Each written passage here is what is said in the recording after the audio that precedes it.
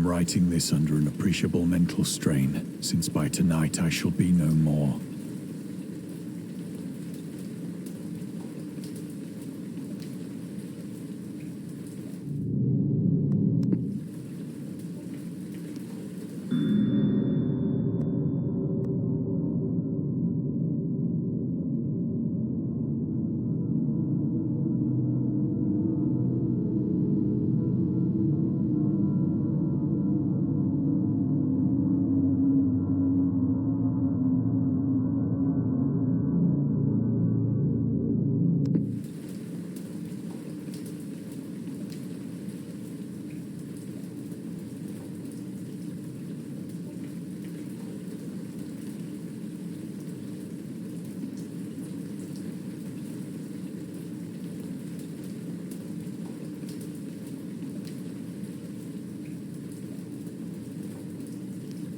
Penniless, and at the end of my supply of the drug which alone makes life endurable, I can bear the torture no longer, and shall cast myself from this garret window into the squalid street below.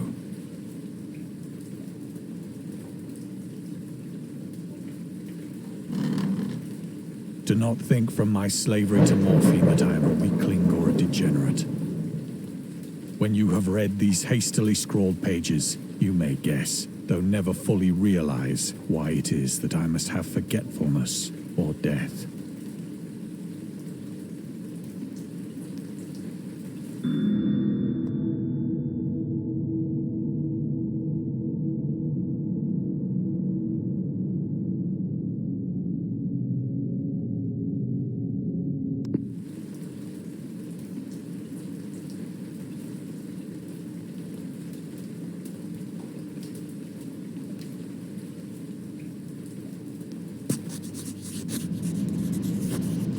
It was in one of the most open and least frequented parts of the broad Pacific that the packet of which I was supercargo fell a victim to the German sea raider.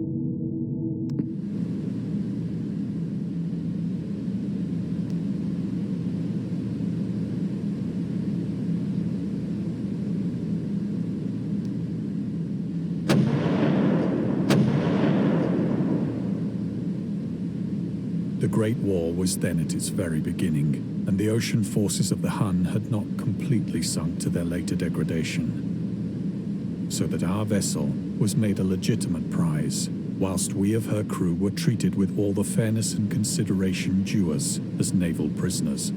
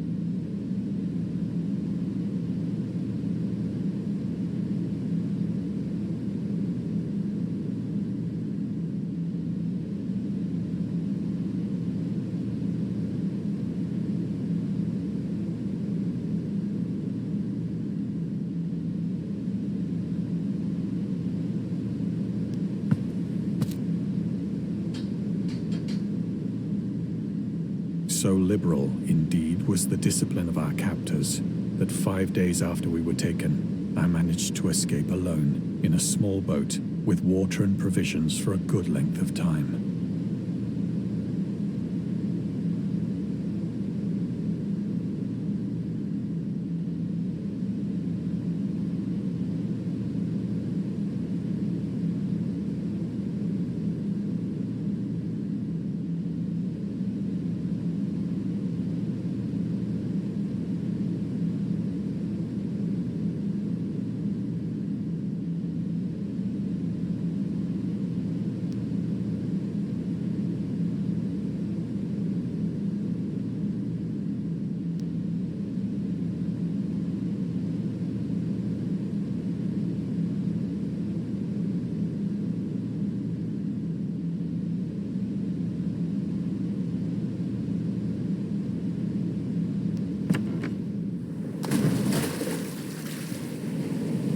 When I finally found myself adrift and free, I had but little idea of my surroundings. Never a competent navigator, I could only guess vaguely by the sun and stars that I was somewhat south of the equator. Of the longitude, I knew nothing, and no island or coastline was in sight.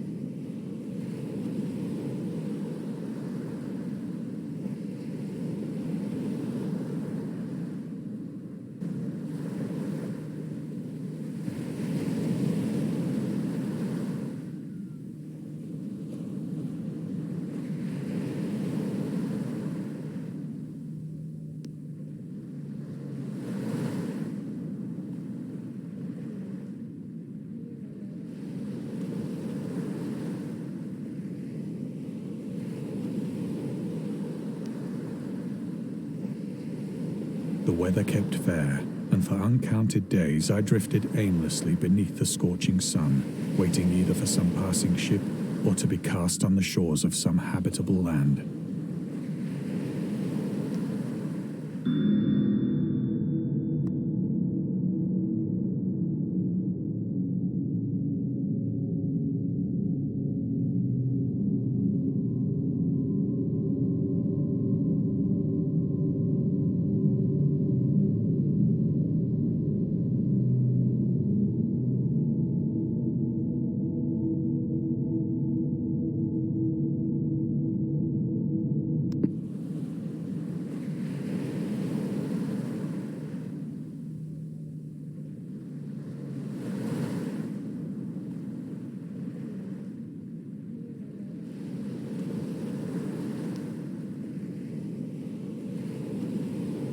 But neither ship nor land appeared, and I began to despair in my solitude upon the heaving vastness of unbroken blue. The change happened whilst I slept. Its details I shall never know, for my slumber, though troubled and dream-infested, was continuous.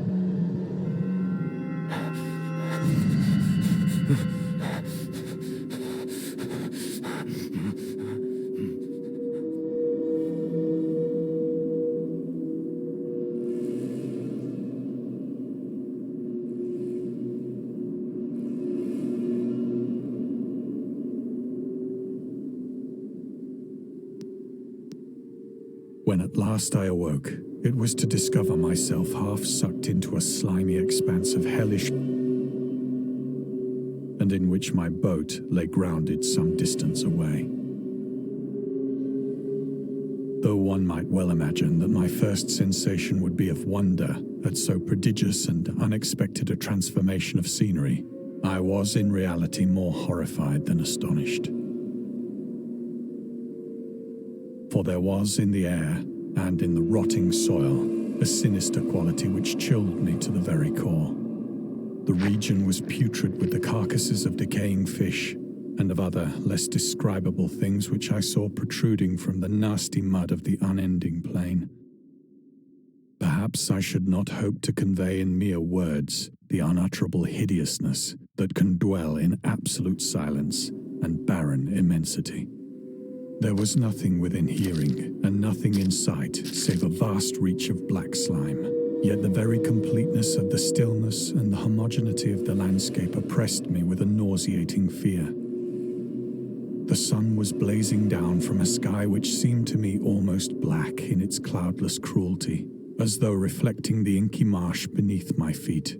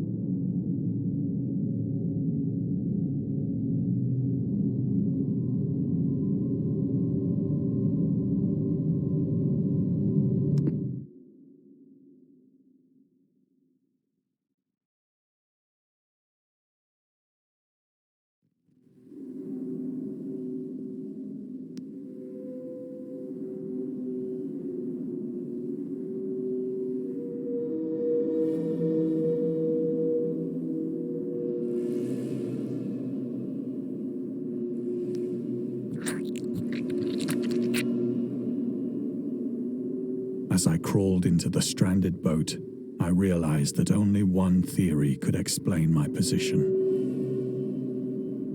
Through some unprecedented volcanic upheaval, a portion of the ocean floor must have been thrown to the surface, exposing regions for which innumerable millions of years had lain hidden under unfathomable watery depths. So great was the extent of the new land which had risen beneath me that I could not detect the faintest noise of the surging ocean, straining my ears as I might. Nor were there any seafowl to prey upon the dead things.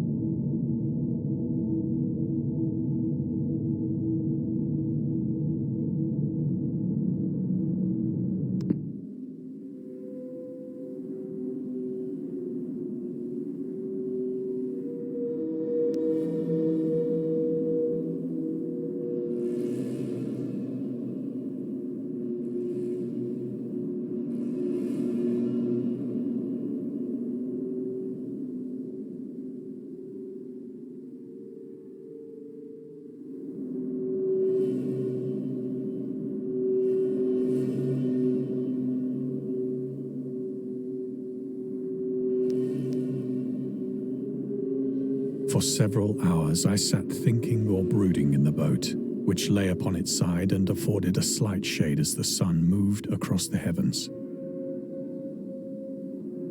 As the day progressed, the ground lost some of its stickiness and seemed likely to dry sufficiently for traveling purposes in a short time.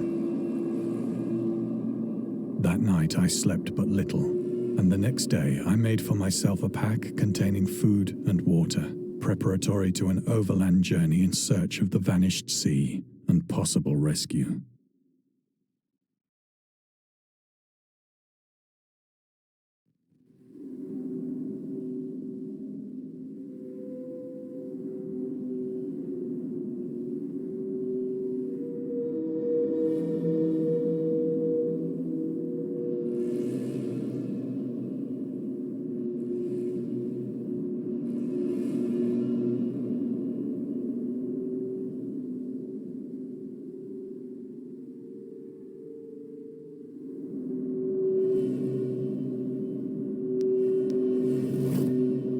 On the third morning, I found the soil dry enough to walk upon with ease.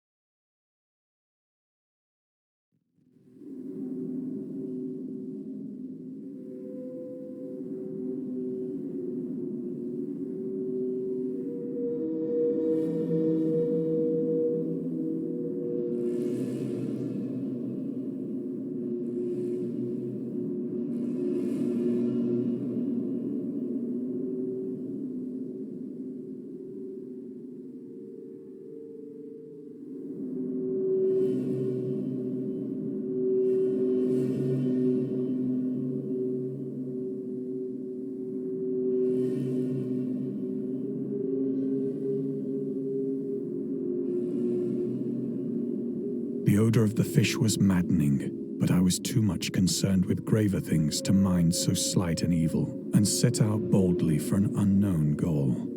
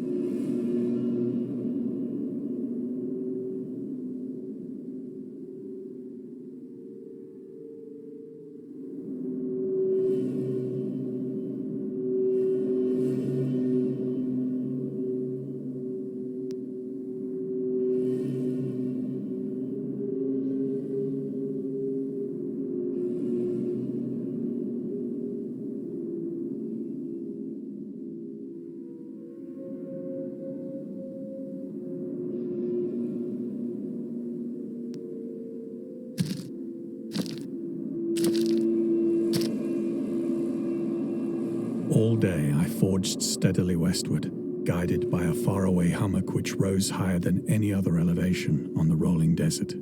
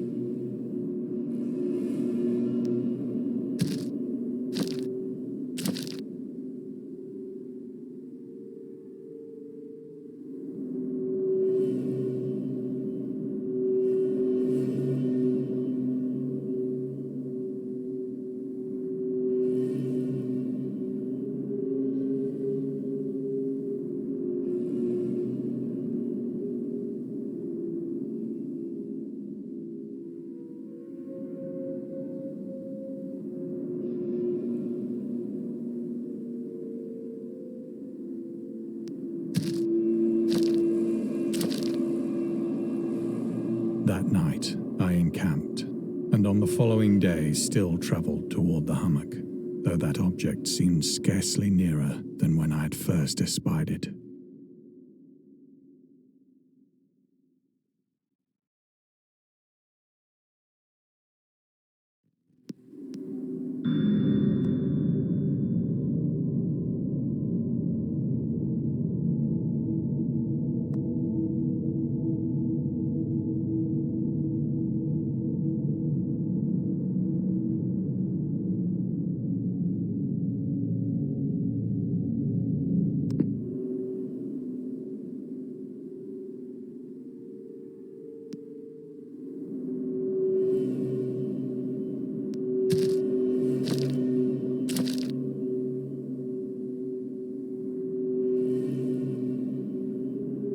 By the fourth evening, I attained the base of the mound, which turned out to be much higher than it had appeared from a distance.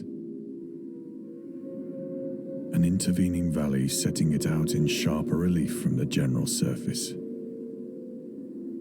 Too weary to ascend, I slept in the shadow of the hill.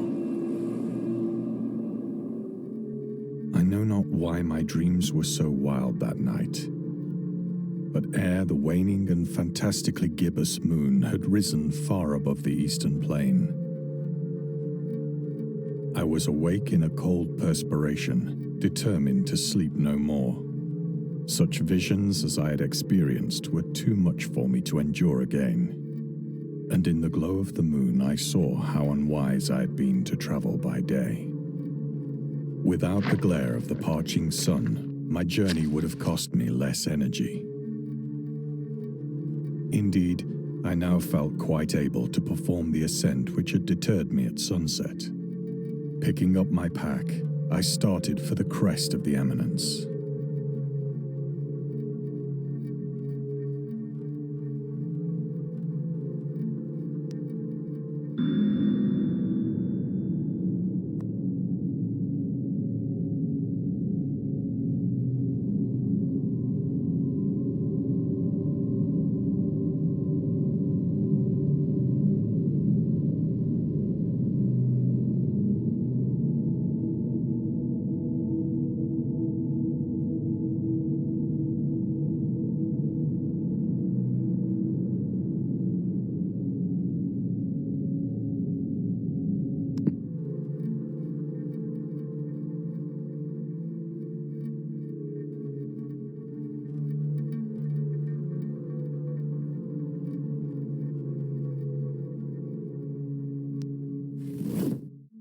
I have said that the unbroken monotony of the rolling plain was a source of vague horror to me. But I think my horror was greater when I gained the summit of the mound and looked down the other side into an immeasurable pit or canyon, whose black recesses the moon had not yet soared high enough to illumine. I felt myself on the edge of the world, peering over the rim into a fathomless chaos of eternal night.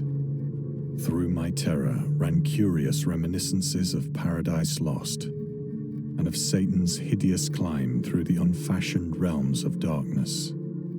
As the moon climbed higher in the sky, I began to see that the slopes of the valley were not quite so perpendicular as I had imagined.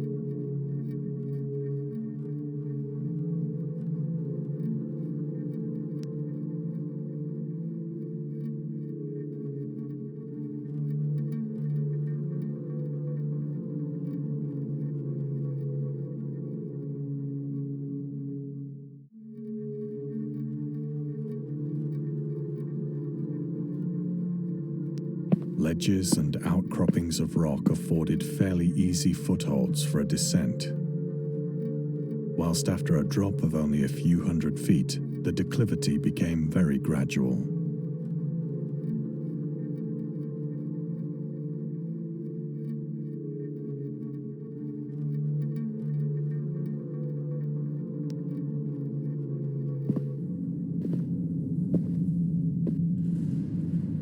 Urged on by an impulse which I cannot definitely analyze, I scrambled with difficulty down the rocks and stood on the gentler slope beneath, gazing into the Stygian deeps where no light had yet penetrated.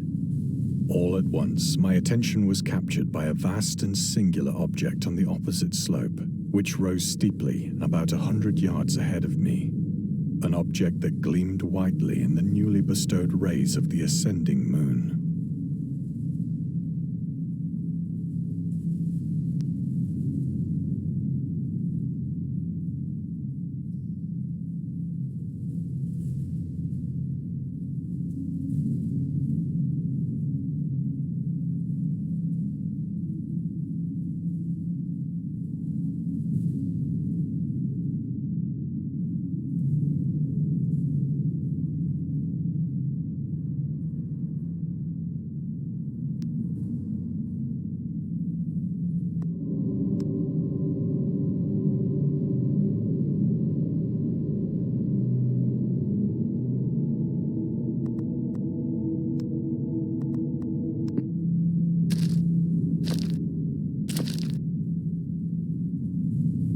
That it was merely a gigantic piece of stone, I soon assured myself. But I was conscious of a distinct impression that its contour and position were not altogether the work of nature.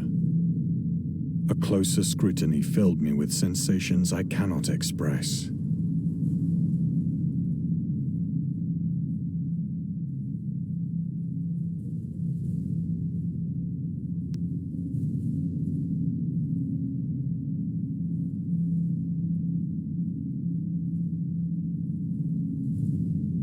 For despite its enormous magnitude and its position in an abyss which had yawned at the bottom of the sea since the world was young, I perceived beyond a doubt that the strange object was a well-shaped monolith, whose massive bulk had known the workmanship and perhaps the worship of living and thinking creatures.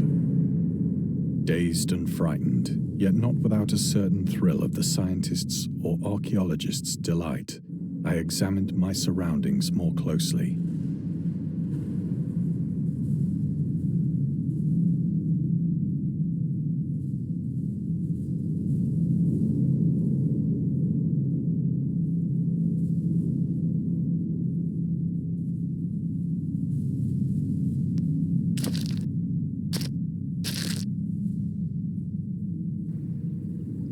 The moon, now near the zenith, shone weirdly and vividly above the towering steeps that hemmed in the chasm, and revealed the fact that a far-flung body of water flowed at the bottom, winding out of sight in both directions and almost lapping my feet as I stood on the slope. Across the chasm, the wavelets washed the base of the Cyclopean monolith, on whose surface I could now trace both inscriptions and crude sculptures.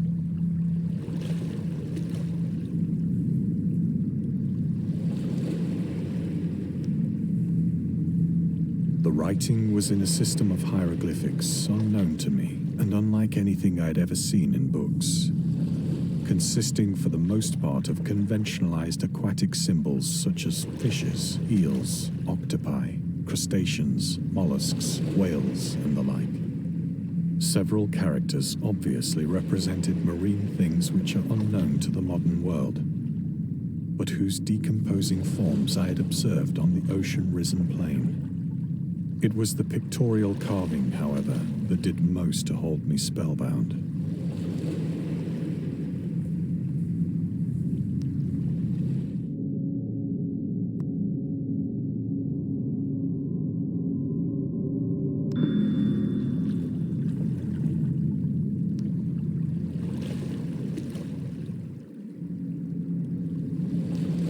Plainly visible across the intervening water on account of their enormous size were an array of bas-reliefs whose subjects would have excited the envy of a Doré. I think that these things were supposed to depict men, at least a certain sort of men, though the creatures were shown disporting like fishes in the waters of some marine grotto, or paying homage at some monolithic shrine which appeared to be under the waves as well. Of their faces and forms I dare not speak in detail, for the mere remembrance makes me grow faint. Grotesque beyond the imagination of a Poe or a Bulwer, they were damnably human in general outline, despite webbed hands and feet, shockingly wide and flabby lips, glassy, bulging eyes, and other features less pleasant to recall. Curiously enough, they seem to have been chiseled badly out of proportion with their scenic background.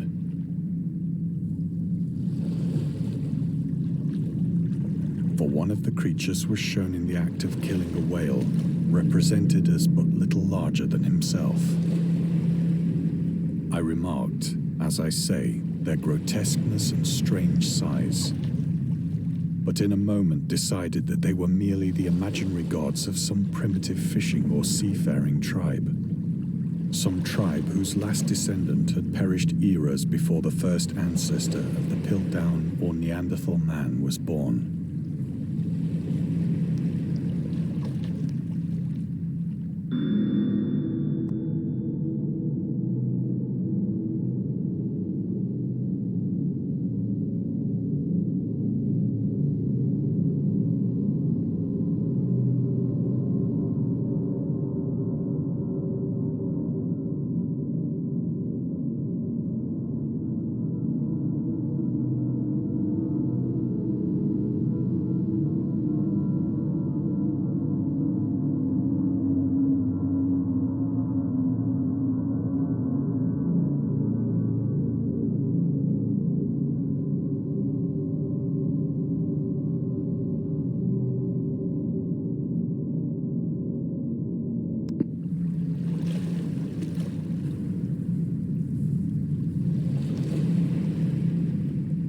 awestruck at this unexpected glimpse into a past beyond the conception of the most daring anthropologist.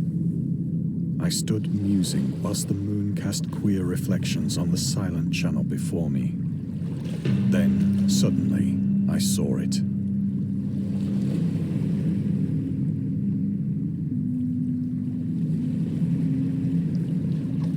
With only a slight churning to mark its rise to the surface, the thing slid into view above the dark waters.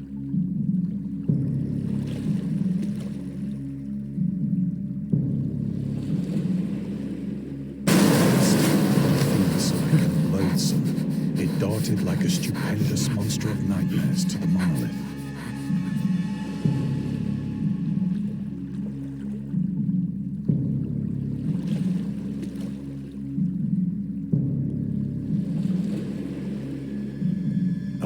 It flung its gigantic scaly arms, while it bowed its hideous head and gave vent to certain measured sounds.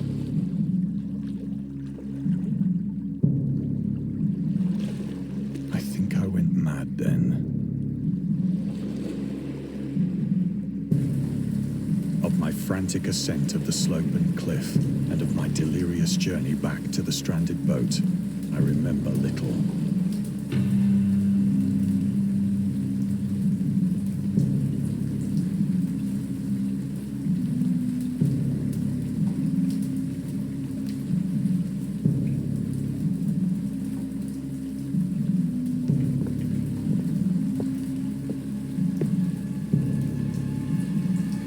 I sang a great deal and laughed oddly when I was unable to sing.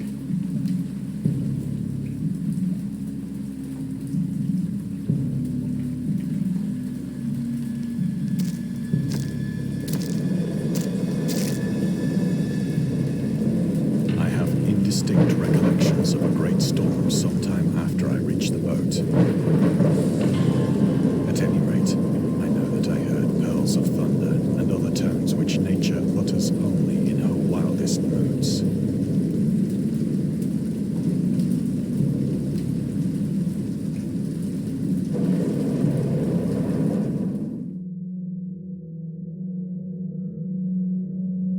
When I came out of the shadows, I was in a San Francisco hospital, brought thither by the captain of the American ship which had picked up my boat in mid-ocean. In my delirium, I had said much, but found that my words had been given scant attention. Of any land upheaval in the Pacific, my rescuers knew nothing. Nor did I deem it necessary to insist upon a thing which I knew they could not believe.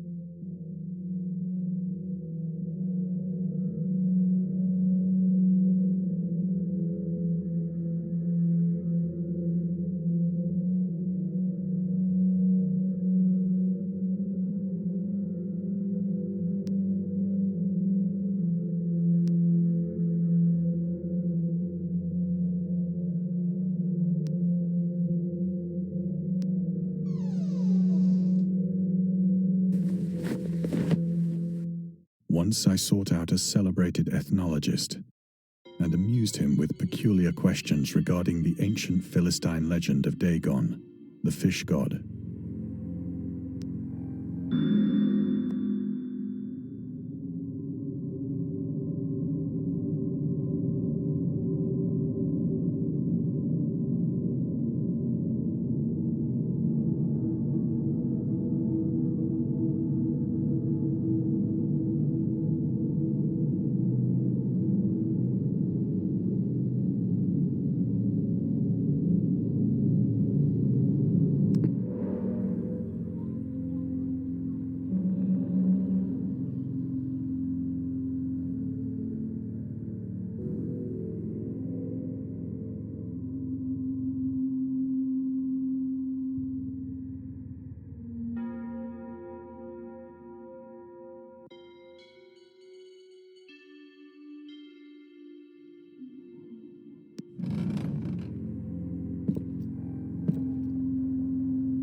But soon perceiving that he was hopelessly conventional, I did not press my inquiries.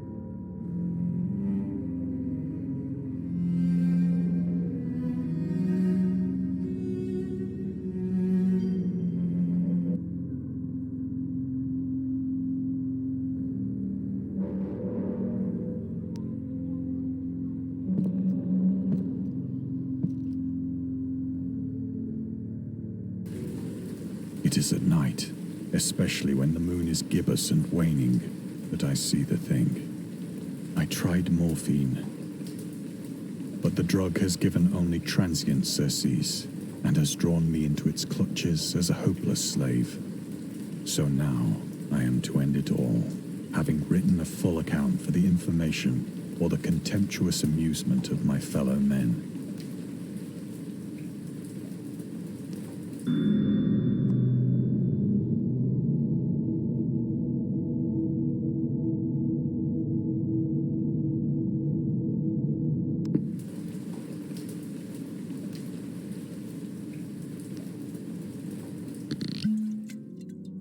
Often, I ask myself if it could not all have been a pure phantasm. A mere freak of fever as I lay sun-stricken and raving in the open boat after my escape from the German man-of-war. This I ask myself, but ever does there come before me a hideously vivid vision in reply.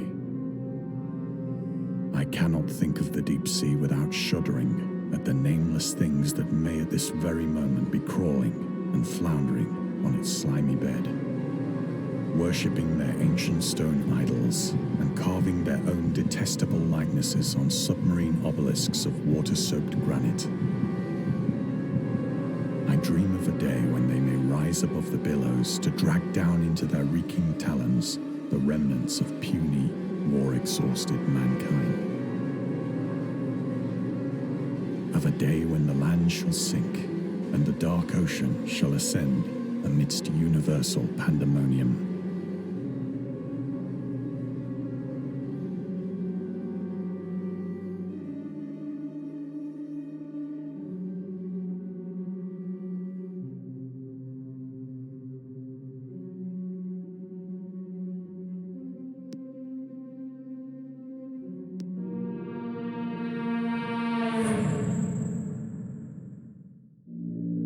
The end is near.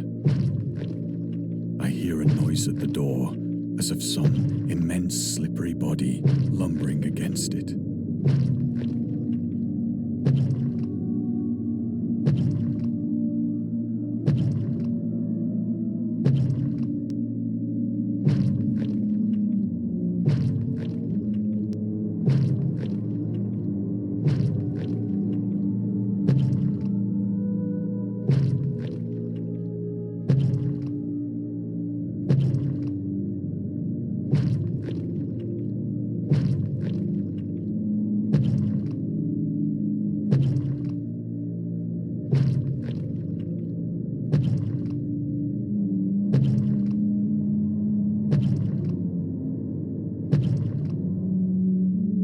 It shall not find me.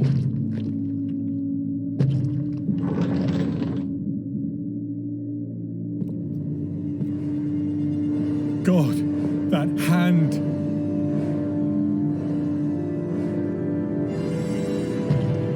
The window! The window!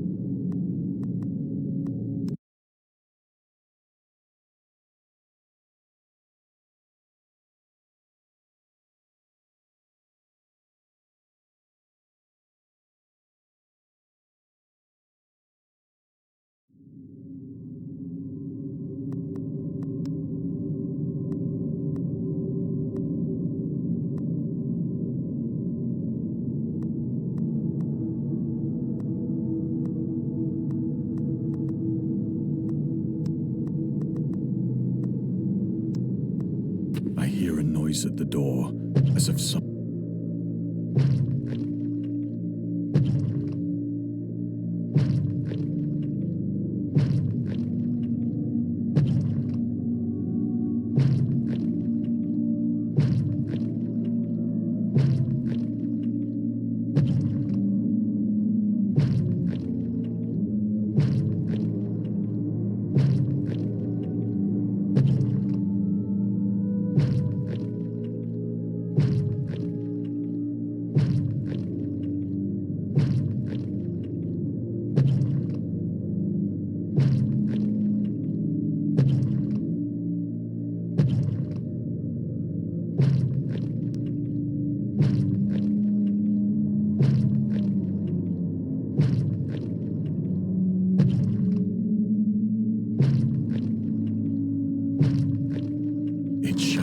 find me.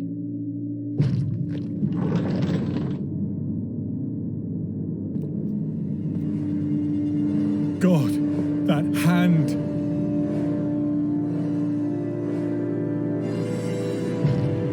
The window! The window!